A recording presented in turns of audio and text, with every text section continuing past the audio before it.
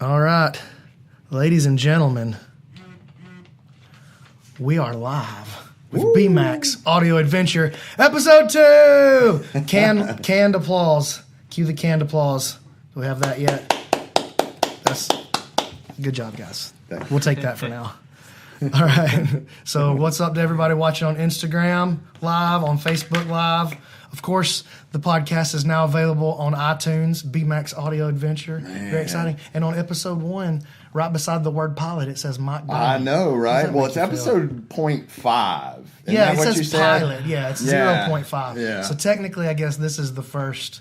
All right, we think we know what we're doing now. You're going to do like 0.7, and then like finally when you get the bugs worked out, that's when you'll have a real guest. yeah, we're going to just keep going with you for a while. Exactly. Until we get something better. I'm your crash test dummy. Yeah. Mike Beta Brown. Yeah. So, of course, joined today by Mike Brown, black belt at Triad Martial Arts, wearing, just for those of you watching on Instagram, here we go. Look at this guy wearing a burrito shirt. Yeah. It's a cat inside of a burrito. There seems to be a superfluous amount of cilantro. Yeah. I think that's more than I care for. Garnish. It's just for presentation. That guacamole looks like it's on point. Yes, sir. Right? And then, of course, I'm joined by Jacob Sandlin today. So this was Scaff's seat last week, Matt Scaff. He's at the beach, so he couldn't be here with us. So it's Jacob Sandlin instead. Jacob is currently the 135-pound champion at V3. So he's a MMA monster. He just won the title, 3 weeks ago? 2 weeks ago? Was it just 2 weeks ago? 3 weeks ago. I think. It was an awesome fight. Went the distance against the guy that was undefeated coming in. So Jacob is the real deal. Jacob's 19 years old, and he already... He's an MMA champion, dude. He's a blue belt, competes in a lot of jiu-jitsu tournaments, too. He competes in kickboxing, so he's doing all the arts. I think he's doing it the right way. Good job, Jacob. And with me, as always, the Garth to my Wayne, Steven Mitchell, DJ Scuba Steve. What's up? Awesome. All right, so before we get started, I want to give a big shout-out to FightChicks.com. And I want to tell you that if you are excited about nice gear, nice, cool clothes, you don't have to be a fight chick. They got fight dudes stuff too, but you just got to go to their website. It's Fight Chicks. That's their brand. Fight Chicks with an X, not a CKS, man. FightChicks.com. And if you use the code BAMA, B-A-M-A, you can save 20%. Please do that. That would make me feel wonderful. And then send them a message and say, hey, Brandon told me to come here. And he always wears Fight Chicks stuff, because I do. Hey, it's some pretty cool gear. I like them. Yeah, well, they make stuff. So those 10P4L shirts that we have, those are made by Fight Chicks, and we've sold a ton of those. They're so soft. They're soft, dude. They're that next level tri-blend. Oh, they soft, girl. They soft. All right. So, how'd training go this week, Mike? Talk to me, baby. Oh, it was good, man. Fantastic. Yep. Really good. Had some breakthroughs, I think, What do you mean? Well, it's hard to describe, like, I feel like I'm getting my mental state right. Like, I know you and I have talked about it a lot, but just relaxing, like, not really making a plan, being centered, like, no just mind. Just to go with the flow with the go. Yeah, yeah. And I felt like I've been forcing some things, like some things I've been working on. I felt like I've been forcing them, and I kind of got over that, but I found some new toys that I have been forcing. Friday finally kind of quit forcing those. I was using them at the right times. Kind of letting yourself fall into the spot, letting them come to you. Yeah, being a lot more patient. I got you. Being a lot more patient. Instead of trying to make things happen or decide that I saw something happening and I needed to be there when it happened, like actually just kind of laying out. I had a good conversation with Daniel Thursday. I went and trained Thursday and had a good conversation with him Thursday after class and kind of cleared some things up. And then Friday it was just... Yeah. So just that one conversation sparked a big revelation for you then? Yeah, well, more than that, it gave me the confidence to decide to relax even more. Interesting. You know, like, and then so on Friday when I was training, stuff was really working, and I had that confidence to just keep relaxing even more and not force the things I've been playing with. You know, I've been, and to give you an idea, like I've been paying a lot of attention to where people's weight, where it sits on me. Like when you're on the bottom. Yeah, especially like I've been working the bottom a lot, and so where their weight sits on me and where it sits on the mat, like, and if I feel it touch on the mat somewhere, can I keep it on the mat? Right? Can I make it so that whatever they've put on the mat is stuck to the mat? Yeah. Right? I get it. And that's how every good sweep is made. Yeah, right. Yeah, but instead of paying attention to it and just letting it happen, I've been kind of forcing it and pushing people backwards or pulling people and, you know, unsettling them with a lot of effort instead of just paying attention to where their pressure is. Where they would like to fall. Exactly. Yes. Where they're trying to go. And then I just help them a little.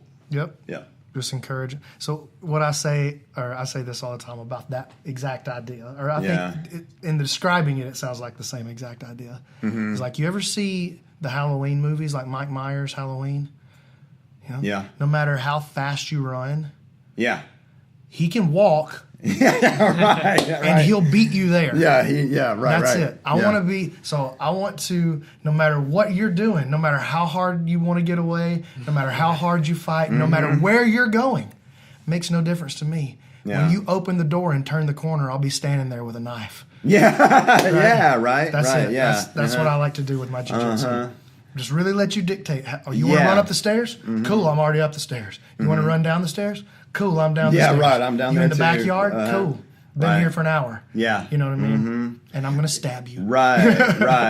That and, like, letting people, you know, to continue with that analogy, like, if they're going into the backyard, letting people all the way out the door. Like, let them all the way into the backyard. There, you know, don't feel like you got to catch them right at the door. You get so excited that you're going to kill them right there. Yeah. Just being patient and be kind of cool though if you could like slam their head in the door though, like just quack, quack, quack, quack, quack. That would be kind of dope. Well, yeah, I guess some people it would be fun. Yeah, we'll try that tomorrow when we try. Deal.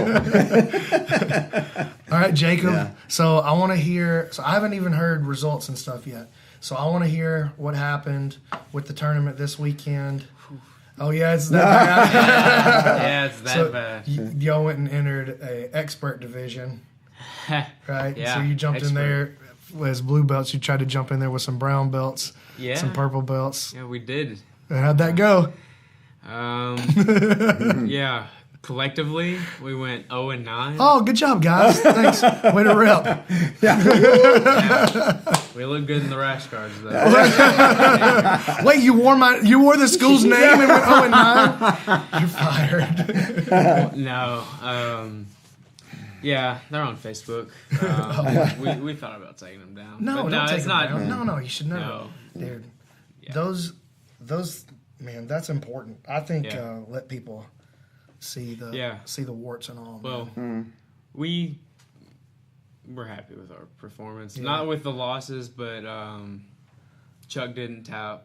You know, so he just lost on points or decision or whatever. I lost 2 on points, and I tapped once. Yeah. What'd you get tapped with? Triangle, Giovanni. Oh, that dude's so good, dude. Yeah. That guy, so Ortiz, right? Yeah. Is his last name? Yeah. That kid is so good. He came here to this tournament, and in that in-house tournament, he beat you at that tournament too. With a Darce. And he didn't beat me with a Darce this past week. So we're moving in the right direction. Well, you see, you at least made him choke you with his legs. Yeah. Well, you can't just strike him with your arms like some child. You're going to have to do it with your legs like a man. Yeah, we felt good. Emilio Hernandez, I think. He was in that bracket. He's in the next Zapatero. He was in that bracket. It was a really tough bracket. Usually for the grappling games, Giovanni finishes at like first in the bracket. He was like fourth. Oh, shoot. Who won? Brian Hall. Emilio Hernandez was the winner, you said? He won. Brian Hall. You remember him? I don't know. Trained Memphis Judo and Jiu-Jitsu. Oh, All those guys at Memphis Judo and Jiu-Jitsu are really, really Yeah, they good. came down. It was They're Memphis, really, really so yeah. Yeah, they all came down. those dudes are the truth. Yep. Well, hey, look, man, you can't win them all. That's okay. I ain't mad at you. We'll talk later, though. It's gonna be a rough week. I'm gonna stab him. Yeah, right. Slam my head in the door. So I just got back from Las Vegas. I left Tuesday night last week. Me and my wife headed out to Las Vegas, and we were going to this. It was called the Maya Conference. So it stands for Martial Arts or Martial Arts Industry Association. I think. I think that's it. And let me flip this. So yeah, we went to that Maya conference there in Vegas, and it was amazing, man. Like, I thought that was really all that was going to be going on, and then I found out like 2 or 3 days before we left there was UFC International Fight Week, and there was an IBJJF Nationals was there also. Really? So when we got over there, so it was me and Lindsay, my wife Lindsay, and then my buddy Cole Miller and his girl Jera, and we all shared a room and we went out there together. So the plan was we're just going to go do, like, we're just going to sit and learn from all these like really successful school owners all week and just take notes, Okay. right? And that was a good idea. Not a bad plan. We did a lot of that. Yeah. We did a lot because they were having that huge conference, right? So we did a bunch of that. We just sit and learn, listen to those guys, try to pick up on like best practices from guys who are, you know, really in the game, you know, and some stuff like I'm like, I don't really want to do things that way at my school. But some stuff I was like, oh my gosh, that's so smart.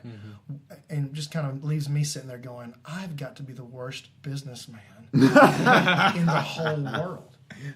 Like, and because some of it's so simple and just, oh my gosh, just flip. It's like flip this switch.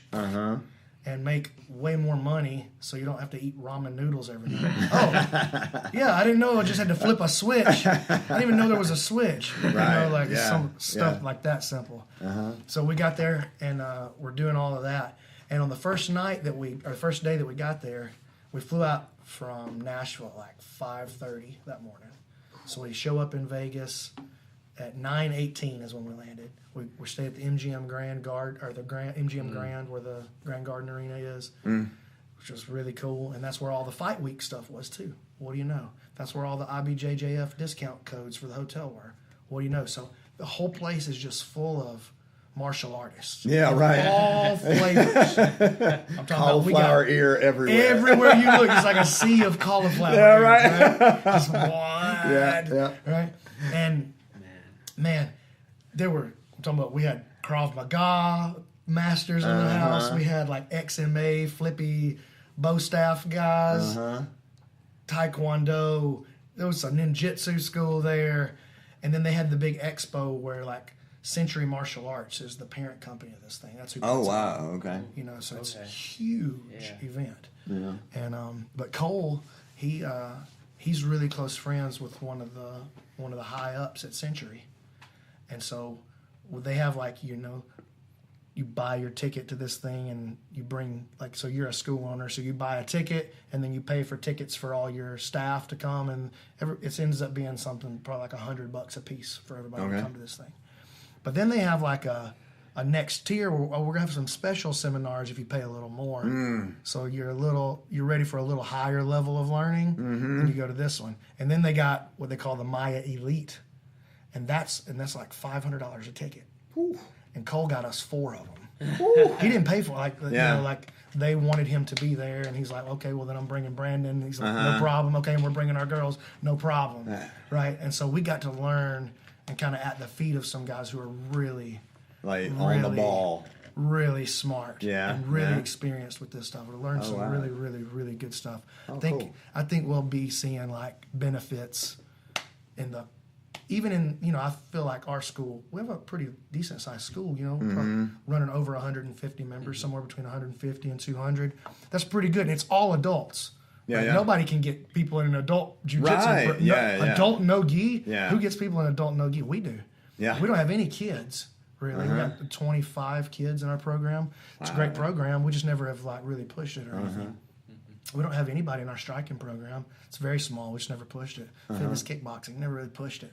So we got all these avenues for growth. And the only place where we're large is the place where nobody can grow. It's really none hard, of these yeah. guys at this thing, not none of them, but very few of them have big no-gi programs. How do you get people in no-gi jiu-jitsu? How do you get people in anything else is my question. Yeah, right. Yeah. And so they're all like, oh, yeah, you want kids? Here's the system. Step one, pop, pop, pop, pop. And then this guy goes, oh, yeah, that's the system I followed. And now we're making this much money and we have this many members. I'm like, oh, my gosh. Wow. And then this other guy's like, oh, yeah, it's easy. You'll have that in the next 3 months. What? You know, like they're just like taking for granted, like, oh, yeah, you want that? That's easy. That's the easy part. You already did the hard part. So, you know, our school has been built on having an awesome culture. Like, we got a great culture, a great vibe, a real like inclusive atmosphere where people feel welcome, and we're really, really good at what we do. And those are the two hardest parts. Yeah, right. Yeah. The processes are all easy, and so it's just being able to access people who can streamline those processes, so I don't have to come by them through experience. Yeah, you know? yeah, right. So I can just kind of lean on their And then mistakes. give you a and shortcut. That's right. Yeah. Their mistakes and their education and stuff like that. So, man, it was really, really good. Some really eye-opening stuff, especially Cool. from a business perspective. Now, having said all that, there were so many amazing martial artists there. Hickson got his red belt here. So Hickson was doing a seminar at this thing that we were at. Right? Oh, that's amazing. So he's doing a seminar. You had to pay extra to go to the seminar, and then we had some other stuff that we had to do, so we couldn't go, which stunk. But I would love to have trained with Hickson, but it just wasn't in the cards. Well, during his seminar at the end, Horian's there. Horian Gracie's there. Jean-Jacques Machado is there. Carlos is there. Machado, yeah. I'm talking about we have red belts Yeah. in the room. Pedro Sauer's here. The whole crew here. Yeah, yeah. And Horian gets up and gives Hickson his red belt at the end. And we were right there. Man, I was like, man, That's amazing. I don't even know about that's the seminar history, right? itself, Like, but I would love to be able to say, you know, I was there when Hickson oh, got I his stood in the red room. belt. Yeah, I was there. Yeah, yeah. But I wasn't there. I was in the city. You were I was closer in the than me. hotel. Yeah, there I was you like go. 2 rooms over. Oh, man. But I was not at the seminar. Wow. So Yeah. I was not there when Hickson got his red belt. But that's incredible, man. That's It really is. exciting. Yeah. And I don't know that it's true, but from what I heard, like they tried to promote him and he was gonna turn it down. Like he pushed back. Like, Oh yeah, during his like acceptance speech, it wasn't very accepting. I wouldn't say. oh, I hadn't even. I mean, it wasn't rude or nothing like Yeah. that. It was kind of like he was laying out the math. He's like, I haven't been. He said he was like, you know, we need a consistent, you know, system formula for. Oh, you've been a black belt this long. Yeah, right. And now you're a 2nd degree black belt. You've been a black belt this long. Now you're a 9th degree black belt, or now you're a 7th degree. Now Right. you're a red belt. You know, and he's like, by my calculations, I'm not a red belt yet. And Horian goes, well, I'm in charge. You're a red belt. you gotta stop arguing. Yeah, right. And so they made him take it. Oh, wow. But he was saying that he needed like 3 more or 5 more years. I can't remember what the number was. Something like that. Years before he was Yeah. had enough time on his red belt. But he was like, you know, I don't want special treatment. I want to do it just like everybody else. Yeah. And if I want to set these standards for the community, then I have to be the one to run it. And Horian was like, yeah, but you don't run the show, baby. You a red belt. It's like, that's nice, but here. Yeah. Yeah. And I don't think anybody's going to dispute it. I mean, No. you know. I would think no. What's up? So I see Chris Presler jumped on, has a comment here. What's up, Chris? Oh, man, we got a bunch of comments. So, Stephen, you can just kind of monitor the comments on the Facebook live stream. Then, you know, we'll get into them. He said, what's up, guys? What's up, Ryan Ford? But Chris said, I'm definitely sold on y'all's school. You blew my mind with shrimping details. So he was the guy. Were you here when he was here last week? Yeah. He drove down from South Dakota to come train for a week. Yeah. And I was like, dude, I'm not going to be there for part of the trip. He's like, that's okay. Your guys will be there, right? I was like, yeah. And so he got his mind blown by like shrimping details. That's awesome. I love it, man. That's commitment too. Like, that's like a 2-day drive. Yeah, no, he drove. I think a that's long what he said. haul, It's like like two 2 broad days. details. That's awesome. I love it, man. That's commitment too. Like, Yeah. that's like a 2. Yeah. So yeah, man. So okay, so we're in Vegas doing all this, normal stuff that you do in Vegas. Vegas stuff. Normal stuff that people like me do in Vegas. I don't really do normal guy stuff though. I'm not a big drinker. Yeah. So I don't know how to party. I've never really done that.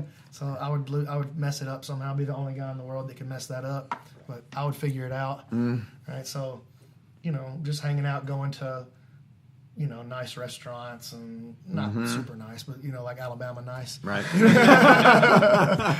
Like better than Applebee's. That's what I'm saying, but right. not Step nothing up. crazy. Yeah. Yeah. So, but Cole's like a couple of days before the thing, he's like, "Hey, Rogan is out there. I'm gonna text him see if I can get tickets to the show." Oh, cool. Boom. We got comped tickets to Rogan's show on the 4th row. Dude. At the Ka Theater where they do Cirque du Soleil. So there's like over 1,000 people in the theater. We're like, pop, Right there on the there front. on the front. Wow. And he killed it. Joe killed it. He's so doing funny. a new hour. So he's Oh. working out a new set. Okay. Dude, it's ready to go right now. If you ask me, I'm no professional comedian, but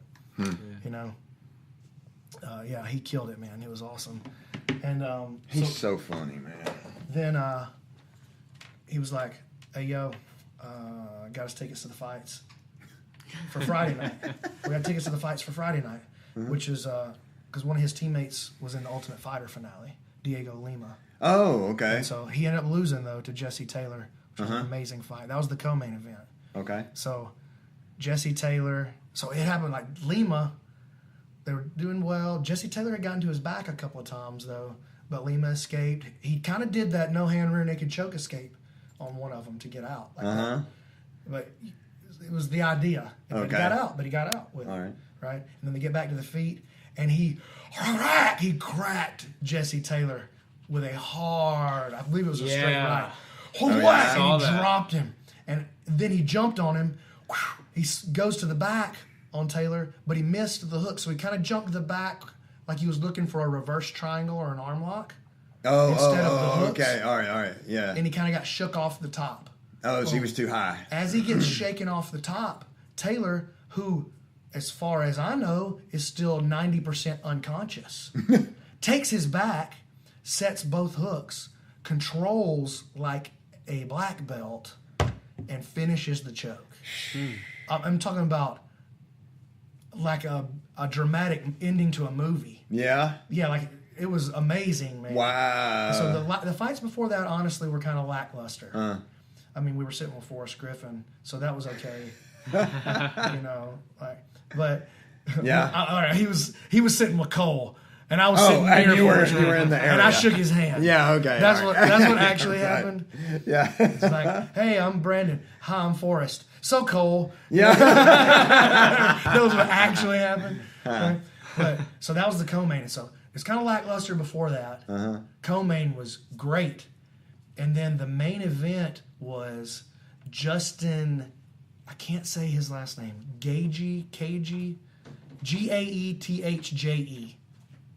But he was coming in as his first fight in the UFC, right? Okay. And he was 17-0 coming in. So a lot of hype behind him. Talking a lot of trash about how he's fixing to take out Michael Johnson. What Michael weight is Johnson's, this? this is at 155. Yeah, I saw that. Michael in the Johnson's top 5 at 155. And that's how they're welcoming this guy in. Michael Johnson's knocked out Dustin Poirier. He fought Nate Diaz. He's the only guy that's ever beat Tony Ferguson in the octagon. Like, he's the real deal. Best fight I've ever seen live. It was unbelievable. Really? And again, back and forth. And Johnson, I believe it was the 3rd round. Johnson, dude, he had him doing the chicken dance. Dude, he was like, and Gage just powered through, and took Johnson's soul. Really? Just by enduring, Oh, by my staying goodness. alive, and hammering Made him. the second round. Yeah, right? yeah. Yeah. It was a 2nd or 3rd. I can't remember. Okay. Honestly. it could have been the 25th round. Those dudes were so exciting. Everything they did was so exciting. Huh. It was amazing. But he ended up knocking out Michael Johnson. And what makes an exciting fight for you? Like, is it when you see the technique and it's good, or when they're evenly matched, or like the styles match? An exciting fight is one that's back and forth with a lot of action. Yeah, yeah, That's okay. exciting. Uh-huh. That doesn't set off my artistry. Right. It doesn't set me off in the same way. Mhm. You know. Yeah, yeah. But you know, like there's some songs that I like because they make me amped. Yeah, right. But they may not be what I would listen to if I wanted to be inspired. Yes, exactly. You know? Yeah. So you like yeah. music for different reasons sometimes. Yeah, yeah. Well, I like MMA for different reasons Okay. sometimes. Yeah. And this was one where it's like, look, they came to kill each other. It's gladiator warfare, basically, and that's what it was. And I loved it. It was exciting because of the blood sport. The blood sport Because of the aspect. fight. Yeah, it was okay. a fight. It was a fight. Yeah, okay. And man, it was really, really nice too. Yeah. That's the way your last fight was. Yeah. When you won the title there at V3. Uh-huh. Very, very exciting fight. And you know, there were a couple of places there in the fight where like, whoa, a normal man might have been done right there. Yeah. Not Jacob Sandlin. So yeah, exciting times, man. I got to meet and hang out with Ricardo Laborio. That was cool. Yeah. Yeah. Who else was there? Oh, so there was a guy. So they had the big expo there at Century at the Maya thing. Uh-huh. And at the expo, there was an older guy. I mean, he's got to be close to 60 years old, right? Older guy. And he had this product. It's like this huge. It kind of looked like a dark helmet from Spaceballs. I saw this. Puts this thing on. I saw this. Or you got the yeah. And then he's got this huge like groin piece, right. groin protector. That's enormous. Yeah. Right. And he's like, "All right, you can hit me as hard as you want." I was like, "Dude, this is gonna be the greatest day of my life." Yeah, exactly. As hard as I want, really. Yeah. And so the second or third time, we're like, "All right, let's film it." And so I was like, tap, tap, and I shin punted him right in the crotch. saw the video. And he's like, "Bring it on!" I was like, "Okay." Whack. And then Lindsay jumps up and she's like, whack! Lindsay was going, ta-ta, ta-ta. She was trying to bring the thunder. Yeah. And then we're hanging out with Belcher while we're there. Alan Belcher's up there. Of course, you know, he's like a close friend of mine. So we're going through the expo together and stuff, and Cole's there with us. Uh-huh. And we see John Hackelman, who is Chuck Liddell's coach, right? John Hackelman from the pit. And we see Glover Teixeira at the expo. And we're like, hey, come hit this dude. And so, all these monsters. Right. These are big people. Like Alan Belcher is enormous. He's built the way a tank is built. Like tanks look at him and go, I'm not sure I can do that. His traps are in the featherweight division. Each trap is a featherweight contender. Right? And then Glover Teixeira, he's still got his right hand's in a cast. And so he's like, I'll just throw the left. Yeah. That'll be fine, Glover. But Hackelman doesn't hit it at all. He's just egging everybody on. Yeah. Right? So, but Allen, like, runs him down with a tie combination. Ta-ta-ta-ta-ta. Cole throws two whack left leg head kicks. Tack, tack. And Glover throws the big left hook. Whoa! And the guy's just like, what? Nothing. It did nothing. Oh, that's to him. awesome. I was like, man, if I could like get in my car while I was wearing that, I would never have to be worried ever again. Yeah. You ain't getting hurt wearing that thing. Wow. That guy took a beating and just kept on ticking, dude. It's pretty cool. That sounds pretty They cool. wanted $2,000 for it though. I would have brought it home. I'd have found a way. Yeah, right. They wanted $2,000. Now, was for it just the headpiece and the garter belt? Yeah. But the headpiece, the way it worked was like the headpiece extended way down, like a straight line. Yeah, it was like, So the impact absorbed over this entire surface area down to your sternum, to your abdomen. Yeah. But you didn't feel it in your abdomen either. Oh, okay. You know. Yeah. So your head doesn't move. There's no way you could ever get a concussion or feel a punch in this thing. Wow. No way. I put it on and let them hit me. Yeah. There's just no way. Huh. It was sick, man. So That's like pretty cool. for like self defense training Ah, and yeah, stuff like yeah, that. okay. Like if For you're doing like self-defense. you know, I don't know. Really, I was having trouble thinking about like a context to use it in. Though. That's why I was asking. Like, what's it useful? Fun. It'd be fun, but like, I don't know. You just practice kicking people in the balls. Right. I mean, that's good. That's kind of my major beef with Krav Maga in the first place.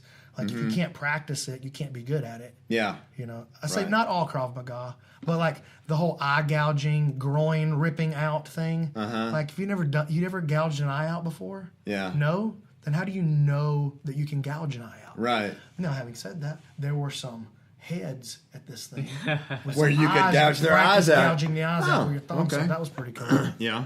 Yeah, that was pretty sweet. Yeah, that's when you like practice on watermelons and like melons and stuff. You're like, hey.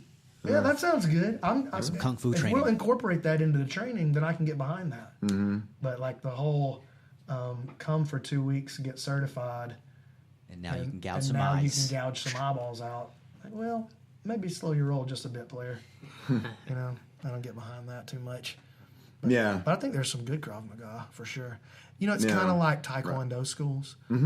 There's still some amazing Taekwondo out there. Oh, yeah. There's still some amazing Taekwondo. Yeah. Well, it's like we said last week, right? Like, there's this huge,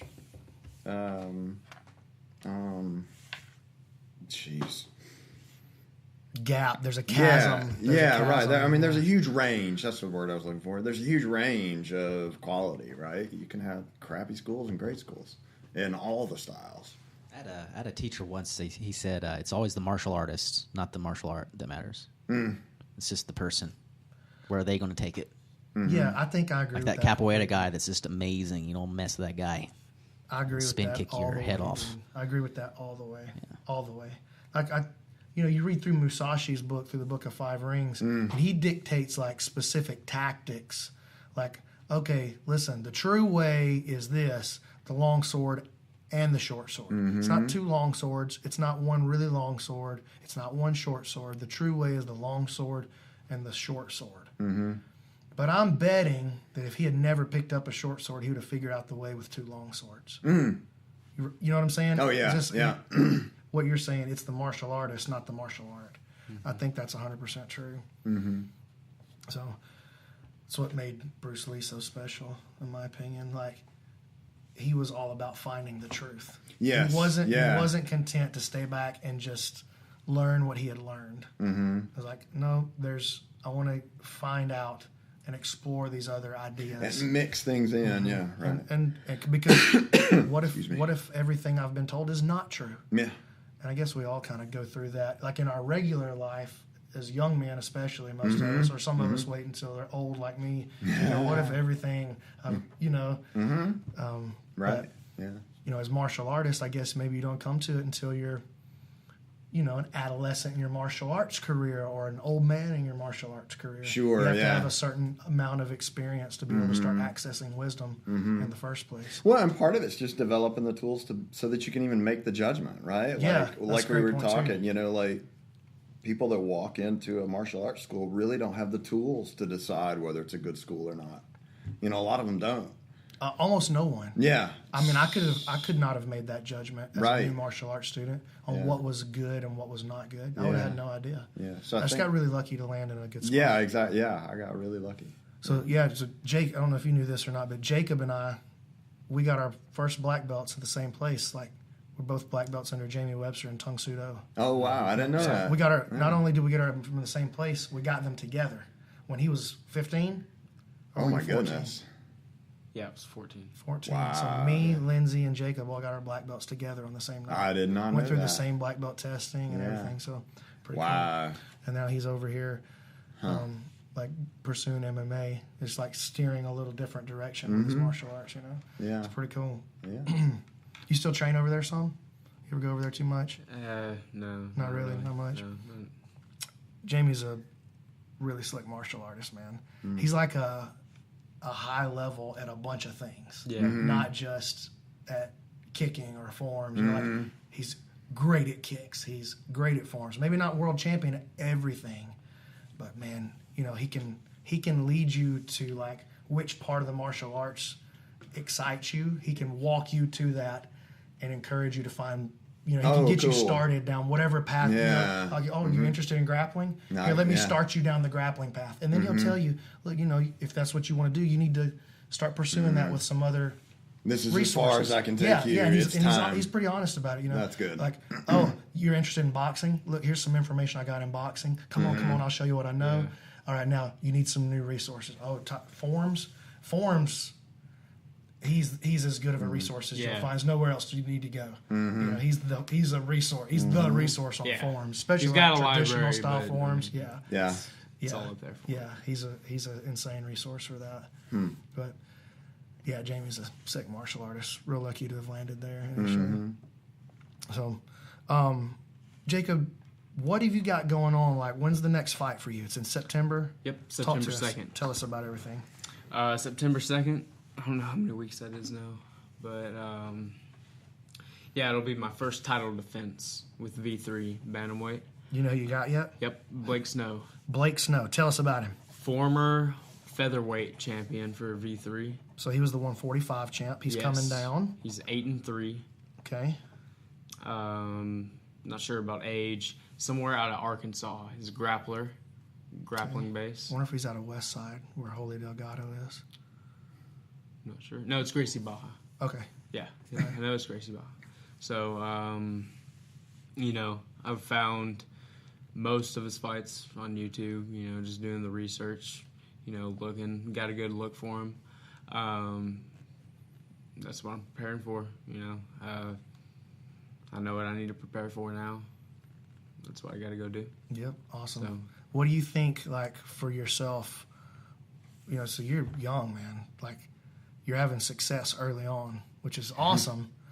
But, like, when you step back and really try to give yourself, like, an honest evaluation of your own skill set, your own experience, like, where do you feel like, okay, this is a place where I've got something special that other people are going to have to catch up to, even though I'm young? And what are some places where you feel like, all right, if I don't address that, that'll always be a pariah for me. You know, like that'll always be a weakness. yeah.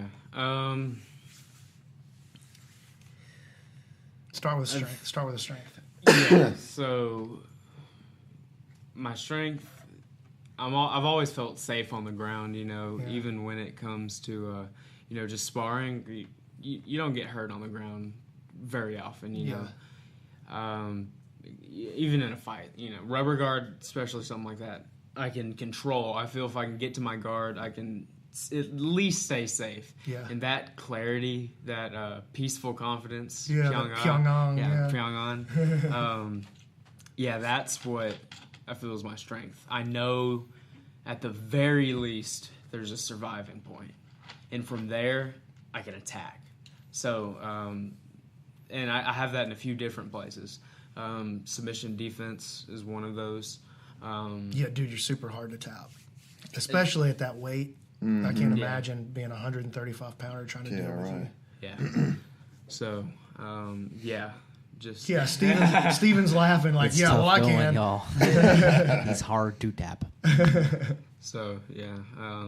Imagine if he was trying to punch you while he was doing that, Steven. No, it's good. You know, I've had him come after me a few times, and I'm gonna stay on the mats. I'm gonna keep the jiu-jitsu instead of the striking. You I'm don't gonna leave wanna- that to Jacob. All right, that's probably a smart He's gonna choice. represent for us there. What about weaknesses? Or like, do you feel like it's cardio? Do you feel like it's just experience, conditioning, striking? I mean, I don't have no weaknesses. So. well, isn't that the Feeling point of strong, Coach. competition? I'm feeling strong. Find our weaknesses. You know, Yeah. if I knew them right now, I'd be stupid for it to still be a weakness. You know, I need to, you know, fix myself. Yeah. You know, especially if, you know, if I'm losing 2 fights in a row, 3 fights in a row, something's got to change. Something's got to get fixed. So, you know, it's easy to say, you know, coming off a win, but, you know, just before this fight, I was coming off a loss. So I had to make some changes. You know. You got a mentally. lot more striking in for this fight than you did any fight you've had before. Yeah. A lot more striking. So you went from probably tripled your striking time each week. Mm-hmm. Yeah. Yeah. Yes. Probably. Yeah, I think Something that's like about right. Yeah, and then just, you know, working on the side too. Bag work at home, you know, stretching. I throw kicks all day. So, It's helped me get a lot more comfortable. So let me tell y'all some more stuff about Vegas. So you're excited about Vegas? well, it's just so much happens. Yeah, right. It's so exciting. It's Yeah. a lot of stuff to be Vegas, excited baby. about. Yeah. I don't do regular Vegas though. I don't know how. Like I said, but so while we're out there, me and Cole, we did a seminar at 10th Planet. We did like a dual seminar together at 10th Planet Las Vegas, where Casey Halstead's at. So that went really well. Boogie shows up. Oh yeah, during the training all week. So I went and trained every night, of course, right? So Mike Carpenter, I don't think either of you guys know him, but he won the IBJJF Nationals at Blue Belt while we were there. Okay. He wrestled at Michigan for 4 years. He's out of 10th Planet Ann Arbor. Okay. Dude, he's a beast. I'm talking about a beast. Like, all right, I'm going to really try to tap this guy. I'm going to try to give him my best work. Probably will go 1-1. You know, like he's really Holy cow. like an expert level grappler. He wrestled at Michigan for 4 years. Well, yeah. And then he's same size as me, you know, and so he's a handful. And he's into jiu-jitsu. That's the other thing. Like Yeah. he's not just like adding some jiu-jitsu to his game. He's into jiu-jitsu. you know? Right. And so he's drawing all that grappling experience he already has, and it's turning him into a savage quickly, very quickly. Well, wrestlers always have such a fantastic work ethic, man. Like, you know, like Yeah. people that have done high school or collegiate wrestling, both, you know, like always have a great work ethic. And then think about that, to be a D1 wrestler. Yeah, right. Yeah. And then to be a D1 wrestler at Michigan. Yeah, right. You know what I'm yeah. saying? Like how good you must be Uh-huh. at wrestling to be a D1 wrestler at Michigan. Dude, that's insane.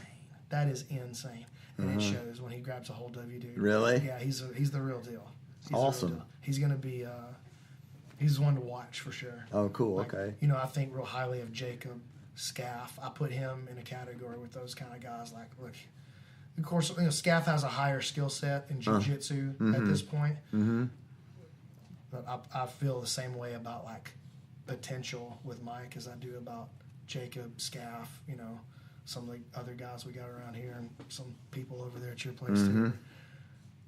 He's going to be really good, dude. So Awesome. y'all remember that name, Mike Okay. Carpenter, Michael Carpenter. You follow him on Facebook and Instagram and all that. All right. I'll tag him in this so everybody can find him. But yeah, he trains at 10th Planet Ann Arbor. So anyway, he was there at the training the week, and then he goes and wins the Nationals after the training.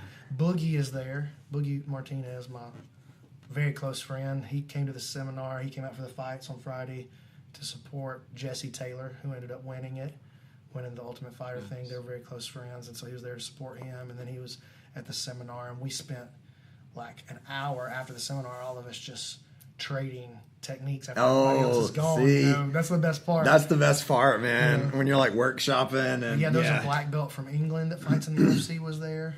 Oh, sweet. Anthony Burchak was there. He's getting ready to fight in Rising at the end of the month. And so I trained with him all week. You know, Cool. We rolled probably 10 or 12 rounds together during the week. I love that guy. And he was a D1 wrestler too. And then he fought in the UFC at 135 pounds. He had some really exciting fights in the UFC, really exciting. And he just chose to head over and peddle his wares overseas. So Where's that at? Rising's Japan. It's Japan. Oh, okay. Yep. Yeah, that's right. So Where's ONE FC? ONE FC is, it's not, is it Taiwan? It's over there. It's Eastern. It's Eastern. Far yeah. Eastern. Yeah. I'm sorry, I'm so stupid. It's not here. Yeah. It's over yonder. It's Asia's largest sports media property, on a mission to celebrate the true beauty of martial arts through the development of global superheroes. Oh. Young Jamie over there, popping it up. There we go. This is going well. All right, nice. But yeah, so we had an awesome Cool. seminar over there, Yeah. and got the best part of all of that, though, to me, is like getting to spend time with Casey Halstead.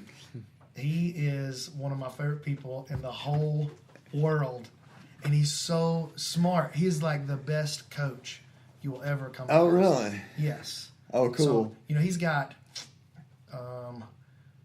it's maybe a bit of a step out because I don't know the exact number, but I know it's either 6, 7, or 8 gyms that he owns, 10th Planet gyms that he owns. Okay. And then a Muay Thai fight gym, a boxing gym, that he's the man over all of these things. Wow. Right? And underneath him, probably 15 fighters on the UFC roster right now that he's their Holy coach, cow. Uh-huh. And when you spend time with him, Uh-huh. it becomes very, very obvious why all of these guys come to him. Very obvious. Huh. He's an incredible motivator. He's a great strategist. Okay. Very level-headed. Uh-huh. But he also has that killer's mentality. Oh, okay. That he can pull it out and be in your face. You know what I mean? Like, Oh, right. He knows when to use it. do it. Okay. But he knows when to do it and when not to. Okay. He knows when you need a hug. He knows when you need to get slapped in the mouth. Oh, wow. And then he's a great speaker. Oh, okay. So he's a good businessman. Dude, every time I spend time with Casey, I feel like my whole life levels up. He's a good family man. Oh, you know yeah? what I mean? Like, That's I'm telling awesome. you, he's the man. Casey Halstead is the man. Yeah. So I got to meet him someday. You always talk. he's coming out about- here again for Really? sure. For Awesome. sure this year. Okay. Like if I don't bring him out this year, I will have had a failure year as a business owner, as a Okay. school owner, for real. right. I really want my guys exposed to him as much as possible. Okay. Especially guys like you, guys like Keelan, Hiley that are interested in MMA, or you're more than interested. They're still interested in MMA. You're fighting MMA at this point, but I really need you to get exposed to him as much as you can. I want Hiley and Keelan to spend as much time with him as they can, because that's what he specializes in. He's a black belt under Eddie, and I think he went to brown belt in the gi. Actually, I can't remember who he was originally under. But I know he's done a lot of training with Jean-Jacques. So he's done a lot of gi training. Okay. He's a black belt under Eddie. But his specialty, his passion, his focus is getting fighters into the octagon. Like he worked with Mark Munoz, was one of his star pupils. Not pupil. Of course, Mark Munoz is an incredible college wrestler, but he used Casey as his MMA coach there towards the last several fights of his career. Yeah. He's made the switch to Casey, and Casey's watching. he made smiley emojis. I think those are blushing emojis. Yeah. Well, you should be blushing. It's all good. So anyway, I love that guy. Yeah. I'm trying to get him over here as much as I can. I need to be spending as much time with him as I can, leveling up. So if you're listening, you need to go find Casey. You want to fight MMA, no matter where you are, you need to go find Casey Halstead and sit down and steal as much of his time as you can. he will give you time if he feels that you're hungry. He'll give you some time, and I promise, even if you don't train with him on the regular, you're going to leave enriched for sure. So cool. That's pretty cool. Yeah. Love spending time with that dude. Then let's see what else happened. It's all very exciting to me because I got so many good ideas and made so many good networking connections and made solidified some friendships that were already there, made them stronger. So got to spend a lot of time with my wife, away from the kids too. That's important. Yeah, that's Got to important. do that every now and then. Yes, sir. What I'm talking about, Mike. Yes, sir. Got to spend some time away from them youngins Yeah. sometimes. So that was good. We had a little marriage retreat. That was good. But really, I guess it was kind of boring because I didn't go drinking or gambling. So I don't really do that stuff. So what does a martial artist do when they go to Vegas? They train. They do Yeah, martial right. arts. Yeah, That's right. right. That's what I did. I've been to Vegas many times. Yeah. Drinking and gambling is just not my thing. But Yeah. I like going to Vegas because Casey's out there. Yeah, I never was much of a gambler, but my wife and I have been to Vegas, and she loves to play roulette. And she claims she has a pattern, but really, to me, she puts chips down, and she has a ball doing it. Like, she has a ball, so it's so much fun just to be there when she's doing it. And so we have a good time, and she'll go, we'll take $20 or $40, and she'll just have a ball gambling it. Whether she doubles her money or loses every penny, has a ball. man. So that's a lot of fun. I like that sort of stuff, you know. Yeah. But just the experience, just having a good time. Just having a good time. Yeah. Not having to rely on the money or hoping you hit big so that you can fix the water heater. That's or, the problem. You know. You can't count on it. Right. But people, I don't know. I don't understand. See, that's, I really don't that's get my it. thing. Right, yeah. I don't get the allure of alcohol either. Like, it's just never been. Yeah. It never made sense to me. I'm just not a drinker, I guess. I don't know. Yeah. I'm in that phase now. Like, I mean, obviously when I was young. You're in that drunk phase right now? Yeah, right. That's it. I've been working hard on that. Hard on becoming right? I'm finally homeless, got it now. At 40, at 47, I think I can be successful. Yeah. You look like you've been working pretty hard, Mike. Yeah, well, you know. That was bad. That was nice. I'm a bad person. But I tell you what, though, like, my brother had his bachelor party in Vegas. Oh, shoot. And Is we he still went. alive? Well, it was so much fun because it was a bunch of his friends, and they went to play craps. Like it wasn't to drink, it wasn't to party, it was let's play craps. And I had never played craps before. And there was a class downstairs at the hotel we were at, like for an hour or 2 hours or something. You could go and you learned how to play craps. Man, there's levels. Craps, man, there's levels. They walked you through the whole, like what all the bets were and how to do it, and you know. And we played craps all weekend, and that was so much fun. I don't even know what craps is.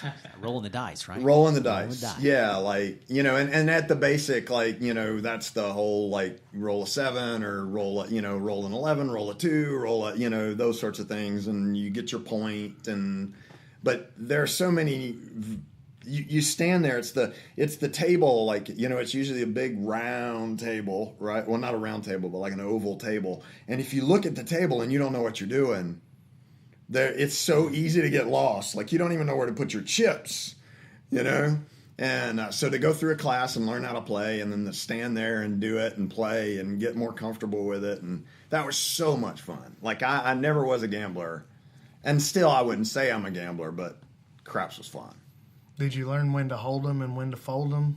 I don't even think you do that in craps. Yeah. I don't. Did you learn to walk away and when to run? Yeah, I did learn to walk. I did run away. walk, I'm pretty good at that already. Uh-huh. So I got like 25% of the process now. Yeah, right. Yeah. Mike, you're gonna have to watch out. You're gonna be transitioning your nickname from the Wizard to the Gambler. Yeah, right. Mike the Gambler from Coleman. Yeah. Or it could be a hybrid, the Wizard Gambler. The Wizard Gambler. The Gambler. Yeah. One of our friends. So this is a young couple. I say young. I guess I'm old. They're like a year older than me or 2 years older than me. So it's David Wallace and Melanie Wallace. They own the CrossFit here in Decatur, that huge CrossFit protocol. They're one of the owners groups of that. So I bring them up because Melanie is the biggest Kenny Rogers fan in the world. Then we're talking about, this is a young, attractive, intelligent woman, and she is like how little girls do over Justin Bieber. This is the way she is about Kenny Rogers. What you trying to say about old Kenny, Coach? I'm just saying it's weird. Kenny's still got swag, man. It's just wow. Lady, yeah. your knight in shining armor. So smooth. And I love you. All right. And Kenny, man, he's like, how old is he now? He's 1,000. Is he 1,000? Oh, okay. Is that one of my jobs? I was thinking it was somewhere in that range. I don't know how old he is, but I know for a fact that none of the muscles in his face have worked for the last 20 years. I'm talking about my boy is Botoxed. Yeah. My man He's got Kenny some work done. Kenny's 78. 78. Kenny's 78 years old. His hair still Melanie looks loves fantastic. Look at Kenny that hair. Rogers, Melanie. Yeah. Oh, and I'm going to make sure yeah. I send this to you. I want you to come on the podcast and explain this to me. I don't understand it. When you come on, we'll have Lady playing, and we'll use that as the bumper music for the episode. So, hey, listen, I don't know if I mentioned this or not. I probably already did. I'm kind of stupid and I repeat things, but the show is now officially available on iTunes. Yeah. We are syndicated. Stitcher. We are, yeah. And so this one, once we get the audio pulled off of this one, we'll be probably up tomorrow. Tomorrow morning. Man, man, that's super exciting. It is. I'm really excited about the podcast format. Like, I'm a podcast consumer. Oh, me too, myself. yeah. And so, like, I don't watch TV. I don't watch YouTube. I don't read for fun. I just listen to podcasts and music. That's all. Oh, really? And so, it's like, why am I not doing a podcast if I want to take over the world? Which I do. Oh, is that I your want to plan? take it. That's the ultimate plan, yeah. Okay. I got to take over. I got to make sure I'm the alpha in this room first, which is difficult considering the kind of gentleman I bring in here. You know? But I'm going for it. But yeah, I want to take over the city.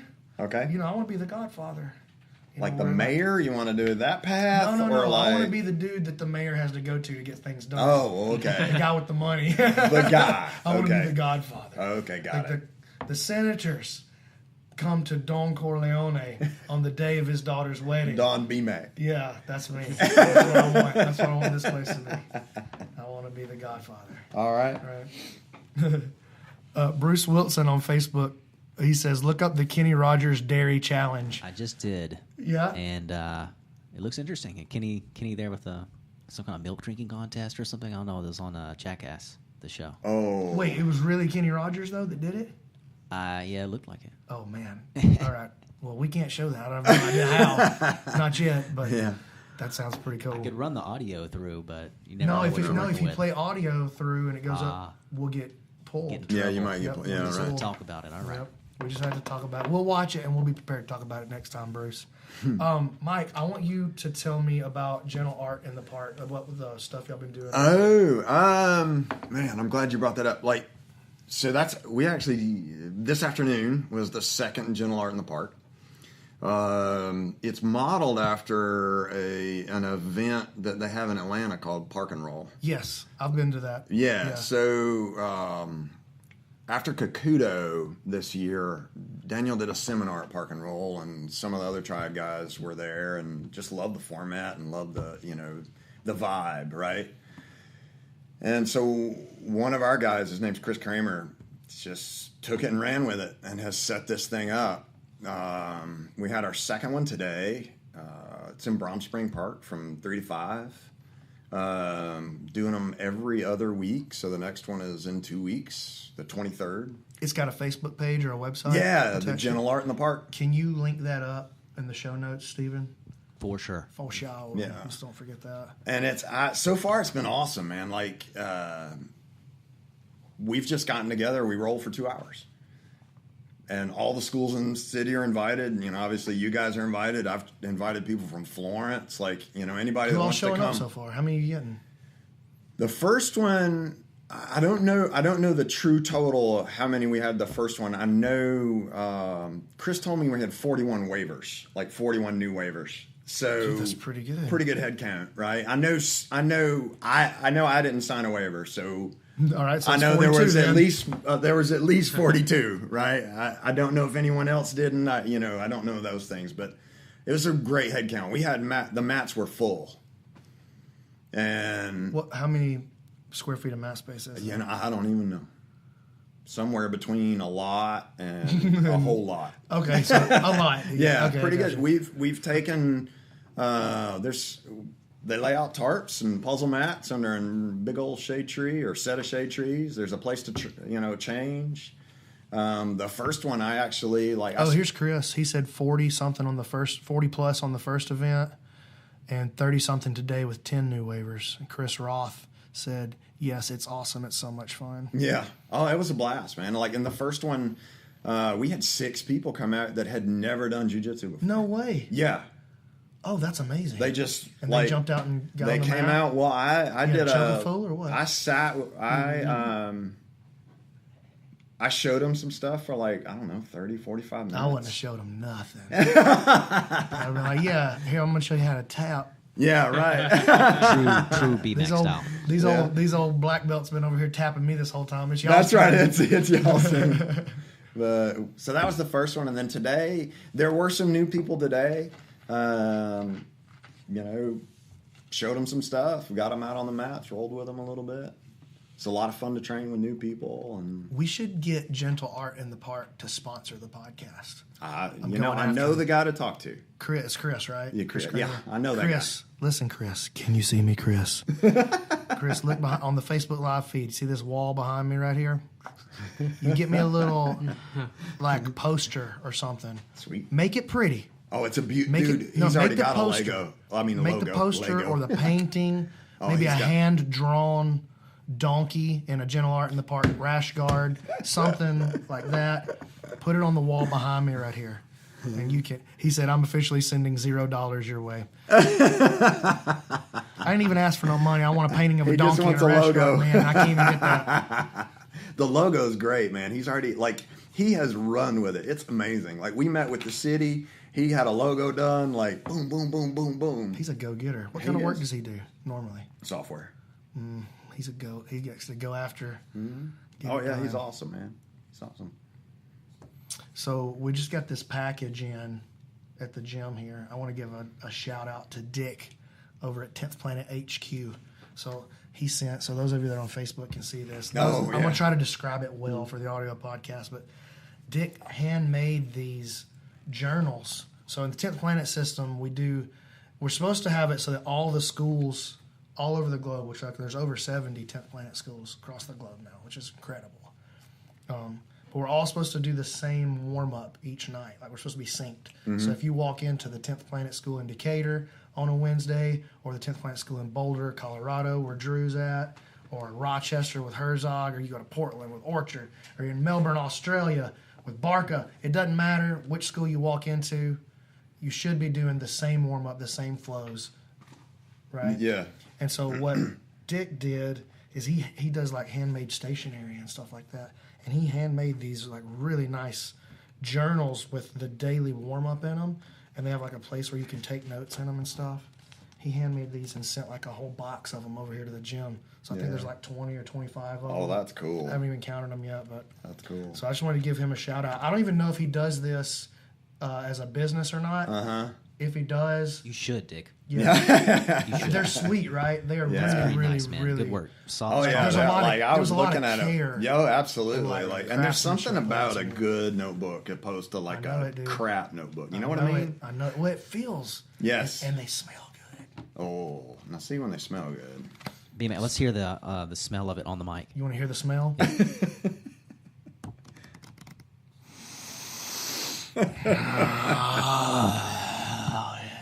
Was that good? That was awesome. Oh, that way it That was a smells. little I may too- leave. I enjoyed that too much. But if I'll try to find out from him if like he actually does this as a career or if it's like a side hustle or something. If it is, we'll link it up in the show notes and you guys Oh, can go yeah. show him some love and some support. Anyway, that's awesome. So I want Yeah. to definitely touch on that. Also, I want to take just a moment to make a sales pitch about www.brandonmc.ninja, where you go for all your no-gi jiu-jitsu needs. Did you guys know that brandonmc.ninja is only $5 a month? $5 a month for all the classes that I teach. This seminar that I just did with Cole this weekend, going up on the website. There's like 4 other full seminars up there on the site already. All the content that I put out, the 1-minute jiu-jitsu hacks, congregate all those into one nice spot. I got a spot that's just about basics. We got just leg locks. Got it all divided out into categories. Real nice HD videos. Got Steven over there running the camera like a professional, making sure that I don't look like a scrub with an Hey, iPhone. it's easy working with you, man. Good content. It's easy to record. Blessings on you and yours, Steven. But the site is just $5 a month. It would mean the world to me if you would subscribe to it because I'm trying to get rich. And I need your help. That's called it. That's it. transparency. Yeah, right. That's I'm being trying honest. to feed my children with my website, right? So that any money that I make or don't make at the school is all just bonus cash. I want to run the whole family, all our needs and wants through the website. And I think the best way to do that is just to keep giving as much value as possible. So if Zig Ziglar says, and I don't know if this is an exact, it's not verbatim necessarily, but the best way to get what you want is to help somebody else get what they want. Yep, exactly. Boom. Yep. That's science right there. Yeah, Science. science. So $5 a month at brandonmc.ninja would mean the world to me to have you as a subscriber. And check it out. We're expanding. I'm in the process of building that site to include Cole Miller. He's going to do all his classes: striking instruction, MMA, we're gonna have a gi section, high level stuff. High level, bro. 20 fights in the UFC, 22 if you count the Ultimate Fighter. Like, where black belt under Ricardo Laborio at ATT. Like, where else you gonna go to get that? Right. Like, nobody else is doing that. And when he comes on, it's going to be a little more expensive to get access to everything, but you can continue to get access to BrandonMC.Ninja, to just the no-gi jiu-jitsu. It'll always just keep being $5 a month. So, pretty excited. Maybe not always. Maybe one day I raise the price, but if you're paying $5 now, you'll never pay $6. I can promise you that. As long as you don't quit. If you quit and try to come back, you're paying a new price, you chump. Yeah, right. So, anyway, that's a lot of talk about my website. But, hey, I got a podcast. I guess I could talk about my website if I want to. You can talk about whatever you want. I'm kind of the king right Yeah, here. right. So yeah, I wanted to shout out Dick for that. Anyway, you started to say this when I was showing you the journal at the beginning. Oh, yeah, you used to shut me keep down. a journal. Oh, absolutely. I still do. You still keep a journal after Yeah, these many absolutely. years? Yeah. I used to keep a spreadsheet. Yeah. Really? I used to keep a spreadsheet on the techniques I was training and how many reps I was getting. I used to be like mad scientist. Oh, you were like I had super detailed. I had spreadsheets on my kids, what reps they were doing. You're kidding. Holy No, cow, dude. I'm not kidding. I'm a psycho. Yeah, it sounds like it. That's when I realized that I was a complete sociopath. Yeah, right. I was like, I'm tracking my 3-year-old daughter's progress on this arm lock. Yeah. And when I had that revelation, I was like, all right, dude. Yeah. You're not counting your drilling. You're not counting nobody's. We're gonna find another way to do this. Right. She's got the best arm lock in class, though. Yeah. Doesn't she? Yep. Her arm lock is True better that. than most of my adult beginners. Yeah. Straight up, she's. But 9 do you years old. still, all right, so honestly, like, do you still track that sort of stuff? No. Do you keep a journal? I don't drill do you at pay all attention? anymore. I say I don't drill at all. That's Yeah. not true. I do drill. Uh-huh. I just don't tell you I'm drilling. I'm Yeah. drilling while we're training. Right. So Yeah. like I roll a lot more than I used to. Not a lot more, but I roll more than I used to. Mm-hmm. But I don't roll I want to win, right? I'm trying to win, Yeah. but I'm trying to win in a certain way. And, Yes. And I'm not telling you that that's going on. And Right. that's the part that's hard for your ego. Yeah. Because it's no problem to do that if I go, all right, look, Mike, I'm trying to work on this arm lock escape. If you tap me, it doesn't really count. Yeah, Just right. so you know yeah. that before yeah. we get started. Right, then. Because if you catch me in an arm lock, it was because I was giving it to you, just so you know. Just so you know, right. Yeah. Just so we're on the level. You didn't really Yeah. get that. Like, Yeah. I'm at like 20% of my game here. Yeah, just so you know. Just so you know. Right. But Just so you know. to not tell you that Yeah. and then still do it, Yes. you have to really like look inside yourself. Oh, no kidding, And man. so- Yeah. And so that's the way I train. Yes. Yeah. Almost every session, that's the way I train. Normally, as long as my body is feeling healthy, I'll try to take at least one day a week to where I go for blood. Like your A game. Yeah, like, where I'm going to Like show a you killer. who's the king. I'm Yeah, going to show you who's the king right Yeah, here. yeah, uh-huh. And what I like about that, when I do that, then I got 6 days for you to soak that in. You tap me all you want in the next 6 Yeah. days, but you know what's going to happen on Tuesday, don't you? You know what's going to happen on Tuesday, you know. Yeah. So that kind of keeps my ego healthy and alive just enough that Yeah. it gives me the freedom to kind of explore. Healthy and humble. Yeah. Well, you got to we got this thing no ego.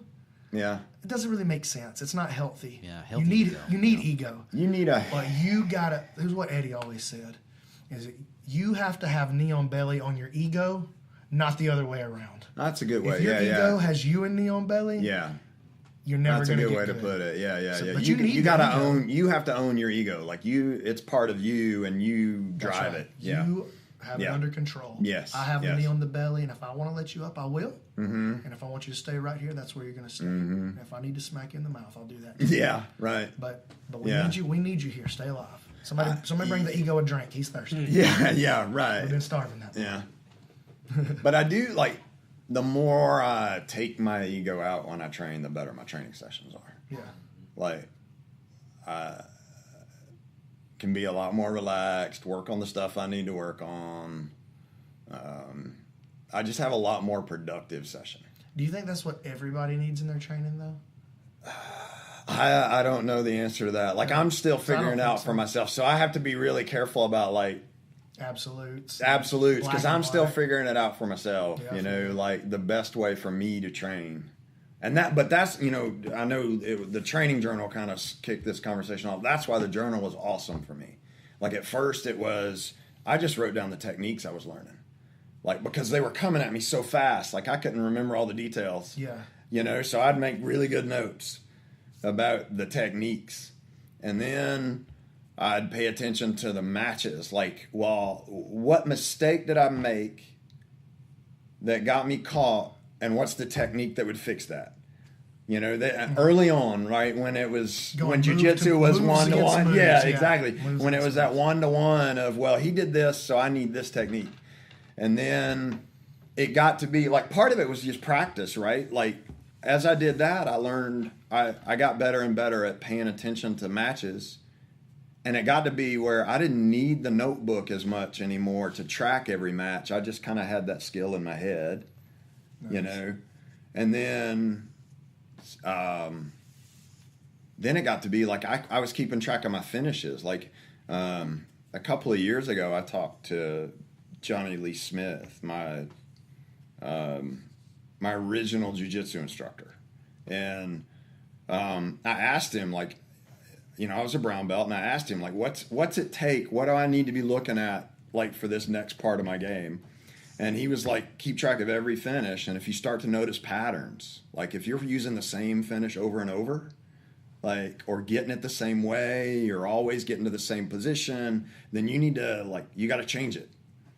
You need, your game needs to be bigger. So that was the problem that you were struggling with. Because I think some people's games need to be tighter. Yeah, some people need that focus. There's the pattern you're looking for. Yeah. Like, you started to notice this. That's the pattern you've been looking for. Drill that a billion times. Mm-hmm. Yeah. His advice to me, and I don't, like I said, I don't know that other people would have gotten the same advice. But his advice to me was keep track of how you're finishing and finish differently. Like, don't get just so focused on one thing that's the way you're winning all your matches. And when I did that, like, my jiu-jitsu got better. Much better. But I think it was, and you and I have talked about this, it was part of the, like, moving into no mind, like not having a plan, not having, my matches had become steering things into that one spot where I knew I could drown you. And by taking myself out of that, I didn't have a strict plan, and but it took a notebook for that. That's so interesting. I guess it probably would depend on, like, what your goal is for your training also. Because if your goal is to know as much about the art as possible, mm-hmm. or to dive as deeply into understanding jiu-jitsu as possible, mm-hmm. you probably need to have a very wide net that's cast. Yeah. Right? Mm-hmm. Maybe. When I say that out loud, though, then I start arguing with myself and go, maybe the best way to understand jiu-jitsu is only know one thing.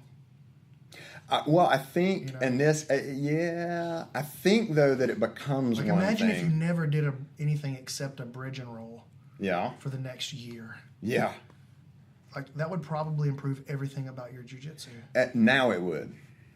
Okay. Yeah, for us. Now it would. For black belts. Right. I see what you're saying. Yeah. Now it would. Like, and that's like, I think you have to learn a lot of stuff to start seeing the fundamentals and start seeing the whys. Mm-hmm. And then hopefully, or eventually you get to a point where you can start taking that into how you can apply these fundamentals in other places. Yeah. And then as you learn new fundamentals or polished fundamentals, your whole game just... Everything rises. Everything just jumps. You start to find out that your footlock escapes and your mount offense are the same thing. Yeah, exactly. Yeah, and that's what I truly believe. Yeah. Is that, that there's just 2 or 3, 5 guiding principles that power everything. Here's the way Jean-Jacques said it. And he pulled... This is, again, Jean-Jacques said this, but... That's where I heard it first, but it's actually out of the Book of 5 Rings. Okay. Musashi, principally speaking, this is not verbatim. you learn one move to know 10,000 moves. Mm-hmm. But you learn 10,000 moves to know one move. Mm-hmm. Yeah, right. It's the same. It's the same thing. Exactly. Yeah. So, Yeah. this is interesting too. This is something Jamie Wex. Oh, thank you, Christopher. We appreciate that. He said, "Excellent podcast." Thanks, Chris. This is something Jamie It's told the me. guests. It's the guests. I think it is probably the guest. I love this quote right here. So, and I believe this is probably a Bruce Lee quote. I think that's who he attributed it to when he told me.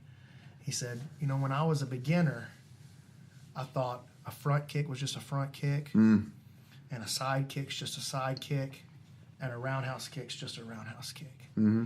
He said, but after about 10 years, I began to see a front kick is so much more than just a front kick. Mm-hmm. Side is so much more than just side kick. Roundhouse kick, so much more than just a roundhouse kick. He said, and then I studied the art for another 20 years, and I began to see that a front kick's just a front kick. A side kick is just a side kick, and a roundhouse kick is just a roundhouse kick. Yeah. It's interesting, right? Yeah, right. Like how you shift through needing to understand everything. Yes. Like, I need to know all these moves. And then maybe you come back and go, I don't believe in moves. There are no moves. There's only jiu-jitsu. And then maybe you start going, oh, no, I'm a moron. This move right here is so dope. This is definitely a move. Yeah, right. And I'm learning this one. Learning it right now while this guy breaks my arm. Yeah, right. The video is going to look cool. Yeah.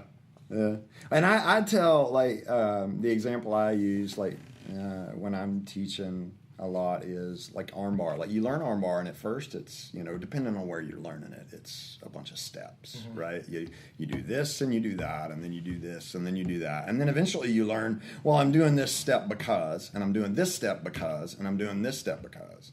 And then your arm bars become, well, I just need the wrist, the elbow, and the shoulder. That's all I need. Right? Yeah. And then it becomes, well, I'm just putting pressure where I need to put pressure. Yeah, then it becomes, well, he did the armbar to himself. Yeah, exactly. I was just there. Yeah, I wasn't even thinking. I was just moving. Yeah, exactly. Yeah. I think you kind of just touched on the 4 stages of learning there. Ignorant, you just don't know what you don't right, know. Yeah. Then you know what you don't know. Mm-hmm. Then you know what you know, and then you go beyond. Mm-hmm. Yeah, right. And conscious incompetence, unconscious incompetence. Mm-hmm. Yeah. Right. That was 4. There's an example in there, yeah. So, hey, can we hear that? The trains driving by. I can hear the train. Bit of a we can rumble hear there. that in the podcast. Sorry if we can hear that in the mic. You got to call the train guys. Yeah, for real. That's when we'll know if you're running Decatur. Don't bring that train through on those right. All right, so Stephen, I'm very curious. So I've been gone for a while. Y'all had been doing the ice, I think, for 8 days when I left. Yeah, the I want to hear the Club. update on Ice Mania. Well, Scaff has been at the beach, so he's out there in the nice warm weather. Yeah, but not you. The beach. Hey, I'm in the cold. You're dedicated. You're committed to the ice. I bought in, man. I felt the power of the breath work, and it's like, whoa, this is really good stuff.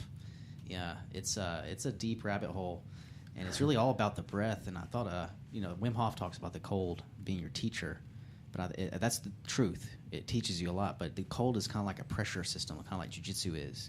Like it puts pressure on you. It's like, can you really do this, or are you just going to start shivering? And if you do your breath work previously on the right way, you really do this fire breathing, it works and it charges your body up, and you can get in this cold tank, really cold, and use the breath work to. You're not trying to hyperventilate yourself when you're in the water. But the work you did before you got in the water is your ability to stay in the water, if that makes any sense. You got to do the breath work before you get in. Got to. Or you're going to get hyperthermia in 2 minutes and be shaken out of control. It's just that simple. And the breath work to get there, man, it is a ride. If you do it the way that Wim says to do it, and you hold the breath and you release it the exact way he says to do it, you charge it up, you do this breathing you take more oxygen in than you release. It sounds kind of like this. It goes... And you make that into a rhythm, and you make it faster and deeper and faster, and you get to where you're almost passing out, and you have to stop. And then that's where he wants you to hold it. And you're learning that level of consciousness right before you pass out. It's the same as getting choked out in jiu-jitsu, right before you get, when someone's putting on a really good rear naked, and you kind of feel that little buzz after you get up, whoa, you almost got me there, man. you're entering that stage with your breath only and trying to control it. So it's interesting. It's just really interesting. It's deep, and it's kind of scary in a way because you're almost it's like you're approaching the death state. Do you feel like you're getting like hallucinogenic experience from the breathing and stuff? Yeah. I've had that happen one time. We were in St. Louis when I was a purple belt. There was it wasn't the very first 10th Planet training camp. The very first one was in Rochester. I was at that one when I was a purple belt. And this one might have been just a couple of months after. But it was a Midwest training camp. Was it St. Louis? Springfield, Missouri. That's where it was, Springfield. And I did a tournament up there. Did really well, got second.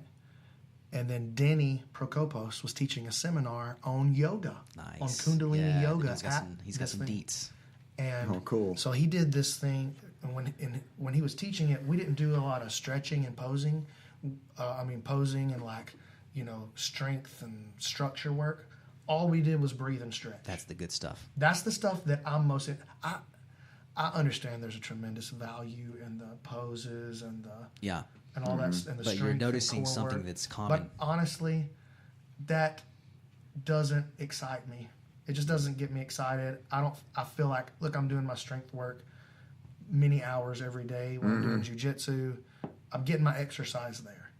But I'm very intrigued, especially after that time that I spent there with Denny. So we did it like 7 in the morning. Nobody showed up but like 10 of us. There's like 100 and something people at this camp. Only 10 of us showed up. And he ran us through. He called it the breath of fire. Right. So that's the way I understand it, as the breath of fire.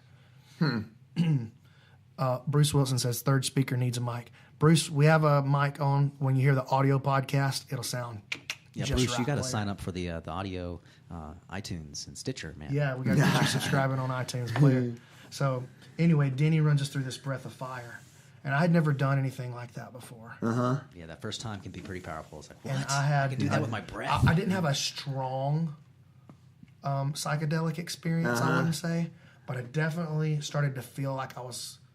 This sounds so stupid, but I started to feel like I was coming off the floor. Yes. And I was 100% seeing all kinds of shapes and patterns and colors. Oh, okay. 100%. Yeah. But I didn't draw any, and I still haven't been able to, looking back on it, draw anything from it. Yeah. But I know now that, dude, I was on the edge of something really, really powerful. Mm-hmm. And if I'd have known how to let go then, I might could have got there. Mm-hmm. You know, and so I know that if like I had somebody like sitting and guiding me, I could get there. Yeah. You know? Yeah, you do need that kind of a guide. For, Yeah, at least the I've initial tried to do it on my stages. own, and I've never been able to replicate it.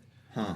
Well, Wim has a video online, and he sits someone down on a couch, and he leads them through it. It's a great instructional, and you can kind of just pick at it from there and figure it all out and try it yourself. But I would suggest caution when going into the heavy breathing, the rhythmic breathing, because then you can get really dizzy and pass out. Yeah, you can pass out. So yeah. right when you Don't start do it while you're driving. Yeah, don't do it when you're Don't do it driving. while you're in the water. Don't do it when you're in the water. Yeah. Sit down on the couch so you're not going to fall over, and try to control the descent is the way I would say, because you know, some people just want to get high with it, but it's more about the come down, because there's the control. There's the jiu-jitsu of the mind where you're like really going, all right, and you come down from the high and back into the normal state. It's about the trip, right? So you can make the trip and control your pulse and not pass out, you know. So it's like approaching the door of death and then not going in. Yeah. Just stick your head in and be like, oh, okay, here, I'm going to come back down now. Yeah. Yeah. It's cool stuff. Well, I'm really excited to watch the progress that you're making. Hey, I'm doing it every day, man. I'm Definitely excited about making it some mark.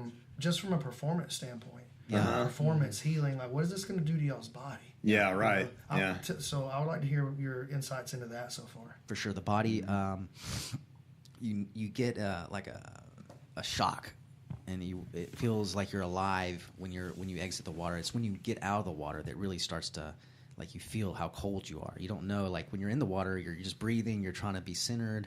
It's just really cold. And then you get out, and your body is just like, you can feel it. You can feel the sun. Your breath. You can feel your own breath.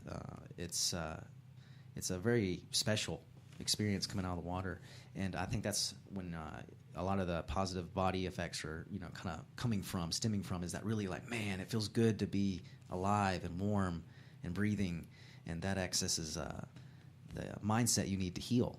It triggers your body into a healing state, because you were really close there, just into the death side, like, okay, what's going on here? Too cold. And then you come out and you're warm. You're still thankful. For the sun. Man, I get it. Today, after I got out, I laid down, went right down. I laid down in savasana or shavasana, what they call in yoga, where the corpse pose, where you lay down. And I just laid there in the grass, letting the sun warm me up. And then right after that, kind of got to a point, and I was like, okay, I'm still pretty cold. So I went inside and took a warm shower. Amazing, best warm shower ever. And that's the state of mind that we want to get when we're in the water, when we exit the water. Before competition, you want to get in this state where you're like, man, I feel good. I'm good. And that's your parasympathetic nervous system kicking in, like the healthy state. The unhealthy state is the fight or flight symptoms. It's where your adrenal dump happens and you have no control, and your heart rate goes up, you lose control, right? So the positive version of that is the parasympathetic nervous system. And that's where you're tranquil, at ease, calm. So in a nutshell, really, the Wim Hof breathing technique in the cold brings you into this parasympathetic, highly energized parasympathetic state. So that's where the body healing comes from. It's telling the body to heal in a lot of different ways. Dude, I'm stoked to see what happens. I know Alistair Overeem was using Wim Hof as he had him personally coaching him on how to breathe there for a while, and he may still be. I don't know. Yeah, he said Wim mentioned it in his Joe Rogan podcast. Yeah, yeah. So he's working with some legit dudes, and this breath work, like, I want to share it with Jacob. I want to share it with Scaff and anybody that's a high-level competitor. Hey, don't you turn my fighter into no hippie. Hey, I'm telling you, man. Hickson Gracie is my model here. Turn my boy into a hippie. Right. Hickson's no hippie, but he knows the ways. As long as he still knows how to access the murderer inside. Yeah. Right. Yes, sir. We'll make it a... We need to make sure the murderer as long as you still find that guy. Just chain him up, out in the starve him. backyard. Starve the lion. Walk a lamb in front of him every morning. Yeah, right. All day long. For 6 days, walk the lamb in front of him. And one day, unchain him, let him eat, chain him up again. I get it. So, that's Brandon's method, by the way, the lamb. Right there. Yeah, that doesn't necessarily apply to what Stephen was talking about. So, well, we're going to start wrapping it up here, guys. Try to get out of here. Very excited. I feel like the podcast is already moving in a positive direction. Yeah. Doing good. If any of you guys that are watching or listening have suggestions on speakers, or not speakers, but like guests that you'd like to see on the podcast, I'd love to do it. I don't want to have like Skype and call-ins and stuff. I want to sit at a table and like talk and hang out like this, And so, if it's somebody, it doesn't have to be martial arts related. I'm just interested in cool people. But, I'm most interested in martial arts. I feel like I can talk about that. I'd love to have some musicians on here. Steven, you think we could get like a dude who's awesome at the guitar in here, and we could just let him play 4 or 5 songs and like pitch his great idea. Music to everybody? That would be super dope, That would be really fun. So why don't we'll just go around and let everybody give a shout out. Tell us where we can find you on social media. What's your call out? All right, kick it, Jacob. Go. All right, you can find me at The Bengal MMA at Twitter, Instagram, Snapchat, and Facebook. It's the same thing for all of them. The Smart Bengal play. MMA. Smart play. No spaces. All right. No underscores. No. Nothing. Just The Bengal. Letters. Bengal Yeah. MMA. The Bengal Bengal. All right. I don't have much of a social presence. I mean, on Facebook, Michael Brown. Like, you can find me there. You're on Instagram? I am on Instagram. You know what? I don't even know what it is. You better start taking some pictures. That's Yeah. See, that's take my you some thing. pictures, girl. I've got that. I mean, I've got nobelt.com. I write some stuff there. All right. Tell us about that. knowblt.com. No I like to play on belt. words. I like No that. belt. What is it? I sit down and write every once in a while, and sometimes I decide to publish it. That's, I'd like for it to be more regular, Make it more regular. Yeah, exactly, right? Because I have... How you learn anything is how you learn everything, right? I think I have like 14... The 10,000 things. Yeah, right. I have like 14 posts right now in draft. I just won't click post. You know what I mean? Have you ever read the book The War of Art? Yes, exactly. And that's exactly. That's what's going on. I exactly, would venture man. to say. Absolutely. Yeah. Oh, yeah, because I sit down and I tweak it, and I sit down and I tweak it, and, Good. What was it? Perfect is the enemy of good. Yeah. Is that it? Yeah. Yeah, it's true. Yeah. So, But I mean, you obviously you can take a look at that sort of stuff. It's I started writing that stuff when I was a brown belt, and I've written some stuff since. Nobelt.com. Nobelt.com. link it up in the resources. K-N-O-W. And link up all of these where we can follow For in the sure. show notes and We'll put stuff. them in the show notes. We can put them in the Facebook. We can edit the Facebook title and stuff afterwards too. What about you, Steven? Yep. My Instagram handle is at Scuba Snacks. Scuba spelled with a K. SKUBA Snacks. That's all I Boom. got. That's all you There care it is. about. That's 'Cause, awesome. scuba with a C is just a self-contained underwater breathing apparatus. When you get it with a K, it takes it to the next level. So my Instagram, BrandonMC.ninja. My Facebook, BrandonMC.ninja. My website, BrandonMC.ninja. There's a pattern. There is a pattern, but the pattern does now break. You can find me on YouTube. It's 10th Planet Jiu-Jitsu. You can find me on Snapchat at BrandonMC10P, BrandonMC10P. Okay. And that's it, man. Kind of rolls off the tongue there. Oh, man. and BrandonMC10P. July 23rd, I'm teaching a seminar At the Gentle Art in the Park? Yep. July 23rd. July Dude, 23rd, you want to 3 come o'clock. learn from the wizard? Gi or no gi? Probably no gi. I think no gi is better. Just there have been a few people It's showing hot up for in the gi gi. right It's now. hot, but there have been a Summertime. few people showing up in a gi. The majority are no gi, so that's what I'll Almost stick with. every time think. I come to Gentle Art in the Park, I'm only going to come and do gi. I've had a gi in the back of my car every time, just in case. That'd be Like, fun. Yeah. Just be a nice way to get some variety to my training. Yeah. Right. Yeah. You should. Yeah. Just get my butt whipped extra. That's the most healthy thing you can do. I You're think. right. Get that butt whooped on the daily. Yep. Right. I want to give a big shout out to Dr. Michael Cantrell, who's been like my longest standing and most important sponsor forever. He's a big contributor to the success of the gym, especially in the early days. He still contributes in the same way, but we don't need that financial support that we did in the beginning. But he still chips in, and he believes in 10th Planet, and we believe in him. You can follow him. He's actually got a really cool Instagram. He just started doing it, but he posts pictures of the surgeries that he's doing. Oh. So like the X-rays and stuff. So he'll show this is a AC tear, or here's a rotator cuff tear in the shoulder. Here's what it looks like here. Here's what it looked like when we put the first suture in. Here's what it looks like when the anchors are all in. Here's what So I'm not I sure I love want to that. see that. Well, no, it's not so I'd be gruesome. like, it's not gruesome. what if at that all. happened? No, I'm not worried about it being gruesome. I'd start thinking like, what if that happens to me? Yeah. Here's the thing. Here's the ugly truth of what we do. That's true. Eventually, you stay with it this long. It's just and you stay with it this long. You haven't jacked something up. Just you better start watching every time you take a step off. Like something's about to happen. You're about to get exploded. Yeah. So I want to give him a big shout out. He's amazing. He's done surgery on my knee a couple of times.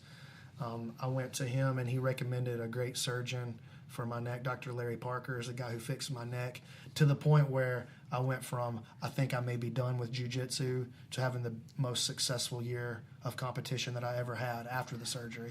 So I can't recommend those guys enough. They honestly saved my career, from anatomically they saved my career, So big shout out to them. I love those guys. And I want to shout out Dot Sasara for keeping me all geared up with beautiful hemp materials. So definitely go support them at dsgear.com. And Decatur Coca-Cola Bottling Company, who is our newest sponsor. We are a monster. 10th Planet Decatur is a monster gym. So we are sponsored. The gym is officially sponsored by Monster Energy, which is kind of cool. Yeah. 'Cause we've got all kinds of cool I was stuff. like, what you talking about? Monster as in huge? Yeah, monster huge. No, the gym is a monster gym, so that's pretty exciting. So we'll see where that partnership leads. And I want you guys to, if you're local in the area, to Decatur, Hartselle, 10th Planet Jiu-Jitsu Decatur. We don't just teach martial arts here. That's the avenue. That's how we teach you what we're actually trying to teach you. And I'll be more than happy to do anything I can to serve you and your family, no matter what age you are, no matter what state of training you find yourself in now. And if you're more in the Coleman, Madison, Huntsville area. Triad Martial Arts, where Mike teaches, is an amazing school. I couldn't recommend them any more highly. absolutely. You must Come seek find the us. wizard.